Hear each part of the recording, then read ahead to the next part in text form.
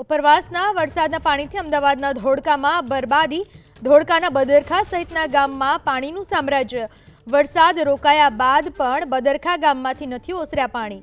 બદરખા ગામમાં હજુ પણ વરસાદી પાણીનો ભરાવો। વરસાદી પાણીના કારણે અનેક મકાનો પણ પ્રભાવિત થયા છે।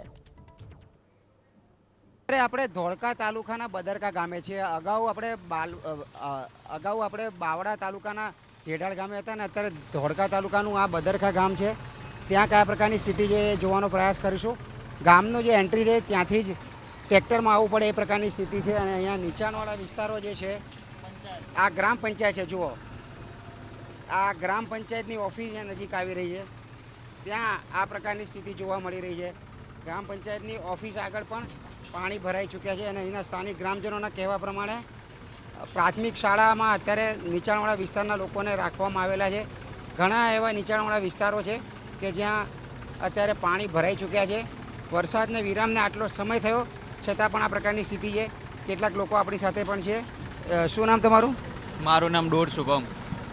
શુભમભાઈ, તમે આ ગામમાં રહો છો, અત્યારે કયા કયા વિસ્તારમાં પાણી ભરાયા છે અને શું સ્થિતિ? અત્યારે આપણા ગામના ગેટની અંદર એન્ટર થતાં તે પાણી શરૂ થઈ જાય। જે ગ્રામ પંચાયત, જે અમારી ગુજરાતી પ્રાથમિક શાળા છે ત્યાં, અને આગળ જતાં મહાદેવ મંદિરે, પછી મોટા વડે, અને આગળ જતાં રબારીવાસ છે, જે રામાપીરનું મંદિર છે, ત્યાં બધે પાણી ભરાયેલા છે। કેટલા દિવસથી પાણી ભરાયેલા છે? આ છેલ્લા 7-8 દિવસથી પાણી ભરાયેલ છે। જે ઓછું થવાનું તો ધીમે ધીમે અત્યારે ઓછું થયું, બાકી ઓછું થવાનું નામ લેતું નથી। આ પાણી આવ્યા ક્યાંથી? આ પાણી આવે ભાતથી। વરસાદનું પાણી જે ધરો ભરાયેલો છે એ આ રોડ બન્યો ને આ છેલ્લા 2 વર્ષથી આવું પ્રોબ્લેમ છે। ત્યાંથી આમ ખેતરોમાં ગામમાં આવે છે અને તલાવ આખું ભરાઈ જાય છે। કોઈને સ્થળાંતરિત કરવા પડ્યા હોય, ક્યાંય રાખવામાં આવ્યા હોય? હા, જે નીચલાવાળા વિસ્તારમાંથી જે અમુક બધા નીચલાવાળા 40-50 લોકોને આપણી ગુજરાતી પ્રાથમિક શાળામાં સ્થળાંતરિત કરવામાં આવ્યા છે। ગામમાં ડેરી હશે, ડેરી દૂધ ભરાવાનું ચાલુ છે? હા, અત્યારે આ બહુ પાણી ભરાઈ ગયું હતું ત્યારે બધું બંધ હતું। અત્યારે આ થોડુંક પાણી ઓછું થયું ત્યાંનું દૂધ ભરવાનું અત્યારે ચાલુ થયું છે। નકર પહેલાં પાણી એટલું ભરાયું હતું કે ડેરી કે બધું બંધ હતું। અહીંયા બાઇક, ગાડી કે ટ્રેક્ટર જાય એવો રસ્તો નહોતો। અચ્છા, કેટલા વખતથી આ સમસ્યા છે? છેલ્લા 2 વર્ષથી આવો પ્રોબ્લેમ થાય છે। આ રસ્તો અહીંયા પાછળ માડમપરા ગામ છે, અહીંથી બધા એનું રોજ અવર જવર સ્થળાંતરિત બધે શાકભાજી લેવા, બધા ભણવા સ્કૂલવાળા જાય છે।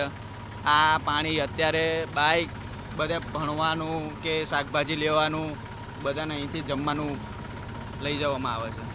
તો નીચાણવાળા વિસ્તારો હોય એમાં જે લોકો છે તેમાં કેટલાક લોકોને હંગામી સ્થળાંતરિત કરવામાં આવેલા છે।